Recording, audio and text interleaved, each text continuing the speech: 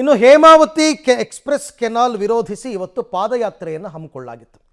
ಯಾವುದೇ ಕಾರಣಕ್ಕೂ ಕೂಡ ಹೇಮಾವತಿ ನೀರನ್ನು ರಾಮನಗರಕ್ಕೆ ಕೊಂಡೊಯ್ಯೋದಕ್ಕೆ ವಿರೋಧ ಇವರು.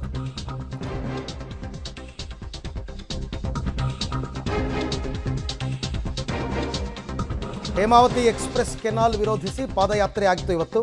ಈ ಪಾದಯಾತ್ರೆಯಲ್ಲಿ ಮಠಾಧೀಶರು, ರೈತರು, ವಿವಿಧ ಸಂಘಟನೆಗಳು ಭಾಗಿಯಾಗಿದ್ವು. ತುಮಕೂರು ಜಿಲ್ಲೆ ಗುಬ್ಬಿ ತಾಲೂಕಿನ ಸಾಗರನಹಳ್ಳಿ ಗೇಟ್ನಿಂದ ಪಾದಯಾತ್ರೆ ಆರಂಭ ಆಯಿತು. ಯಾಕೆ ಅಂದರೆ ಹೇಮಾವತಿ ನೀರನ್ನು ರಾಮನಗರಕ್ಕೆ ಕೊಂಡೊಯ್ಯೋದಕ್ಕೆ ಇವರ ವಿರೋಧ. ಕೂಡಲೇ ಯೋಜನೆಯನ್ನು ರದ್ದು ಮಾಡಬೇಕು ಅಂತ ಇವರ ಆಗ್ರಹ.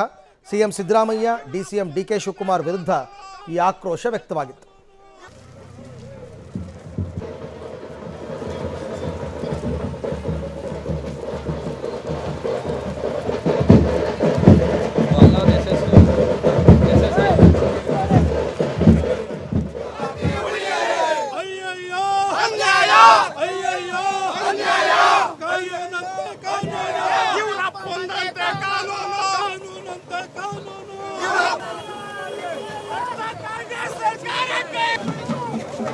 ಸಾಗರನಹಳ್ಳಿ ಗೇಟಿಂದ ಎಲ್ಲಿಂದ ಇವರು ಎಕ್ಸ್‌ಪ್ರೆಸ್ ಲೈನ್ ತಗೊಂಡೋಗ್ಬೇಕು ಅಂತ ಹೊರಟಿದ್ದಾರೆ ಅಲ್ಲಿಂದ ಪಾದಯಾತ್ರೆ ಈಗ ಪ್ರಾರಂಭ ಮಾಡಿದ್ದೇವೆ.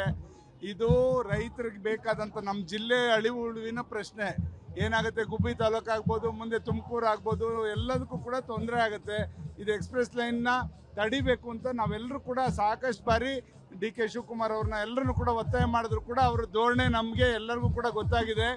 ಯಾರು ಏನೇ ಮಾಡಿದ್ರು ಕೂಡ ನಾನು ತೊಗೊಂಡು ಹೋಗ್ತೀನಿ ಅಂತಕ್ಕಂಥ ಧೋರಣೆ ಏನು ಡಿ ಸಿ ಎಂ ಸಾಹೇಬ್ರದ್ದಿದೆ. ಖಂಡಿತ ಅದು ಹೆಂಗೆ ತೊಗೊಂಡು ಹೋಗ್ತೀರಾ ನೋಡೋಣ. ನಾವು ತುಮಕೂರು ಜಿಲ್ಲೆಯವರು ಏನು ಬಳೆ ತೊಡ್ಕೊಂಡು ನಾವು ಎಲ್ಲಿವರೆಗೆ ನ್ಯಾಯ ಸಿಗಲ್ಲ ಅಲ್ಲಿವರೆಗೆ ಹೋರಾಟ ಮಾಡ್ತೇವೆ. ನಮಗೆ ಪೂಜೆ ಪುನಸ್ಕಾರ ಇರ್ತವೆ. ಕೃಷ್ಣಪ್ಪ ಅವರು ಶಿವಣ್ಣರು ಹೇಳಿದ ಒಗ್ಗಟ್ಟಿಗೆ ಬಂದಿದ್ದೀವಿ. ಆಗ ಹಿನ್ನೆಲೆಯಲ್ಲಿ ಎಲ್ಲಿವರೆಗೆ ನ್ಯಾಯ ಸಿಗೋದಿಲ್ಲ ಅಲ್ಲಿವರೆಗೆ ಹೋರಾಟವನ್ನು ಮಾಡ್ತೀವಿ. ನಾವು ಎಲ್ಲಿವರೆಗೆ ನ್ಯಾಯ ಸಿಗಲ್ಲ ಅಲ್ಲಿವರೆಗೆ ಹೋರಾಟ ಮಾಡ್ತೇವೆ. ನಮಗೆ ಪೂಜೆ ಪುನಸ್ಕಾರ ಇರ್ತವೆ. ಕೃಷ್ಣಪ್ಪ ಅವರು ಶಿವಣ್ಣರು ಹೇಳಿದ ಒಗ್ಗಟ್ಟಿಗೆ ಬಂದಿದ್ದೀವಿ. ಆಗ ಹಿನ್ನೆಲೆಯಲ್ಲಿ ಎಲ್ಲಿವರೆಗೆ ನ್ಯಾಯ ಸಿಗುವುದಿಲ್ಲ ಅಲ್ಲಿವರೆಗೂ ಹೋರಾಟವನ್ನು ಮಾಡ್ತೀವಿ. ಪಾದಯಾತ್ರೆ ಪ್ರಾರಂಭ ಮಾಡಿದ್ದೇವೆ. ನಿಟ್ಟೂರಿಂದ ತುಮಕೂರಿನ ಡಿಸಿ ಕಚೇರಿವರೆಗೂ ಪಾದಯಾತ್ರೆ ಪ್ರಾರಂಭ ಮಾಡಿದ್ದೇವೆ. ಈ ಸಂದರ್ಭದಲ್ಲಿ ಡಿ ಕೆ ಶಿವಕುಮಾರ್ ಅವರಿಗೆ, ಸಿದ್ದರಾಮಯ್ಯನವ್ರಿಗೆ ಹೇಳೋದಿಷ್ಟೇ, ಈ ಜಿಲ್ಲೆಯ ಜನ ರಕ್ತ ಕೊಡ್ತೇವೆ ಹೊರತು ರಾಮನಗರ ಜಿಲ್ಲೆಗೆ ನೀರು ತೊಗೊಂಡೋದಕ್ಕೆ ಯಾವುದೇ ಕಾರಣಕ್ಕೂ ಬಿಡೋದಿಲ್ಲ. ಕರ್ನಾಟಕ ರಾಜ್ಯದ ಇತಿಹಾಸದಲ್ಲಿ ಯಾವುದಾದ್ರೂ ಒಂದು ಮೂಲ ಯೋಜನೆಯನ್ನು ಡೈವರ್ಷನ್ ಮಾಡಿ ತಗೊಂಡೋಗುವಂಥದ್ದು ಇಡೀ ಕರ್ನಾಟಕದ ಇತಿಹಾಸದಲ್ಲಿ ಇದು ಮೊದಲನೇ ಸಲ. ಅದು ಯಾರಿಗೋಸ್ಕರ, ಯಾವುದೊಬ್ಬ ಸ್ವಾರ್ಥಕ್ಕೋಸ್ಕರ. ಇವತ್ತು ರಾಮನಗರ ಜಿಲ್ಲೆಗೆ ತೊಗೊಂಡೋಗಿ ಯಾರು ಸ್ವಾರ್ಥಕ್ಕೋಸ್ಕರ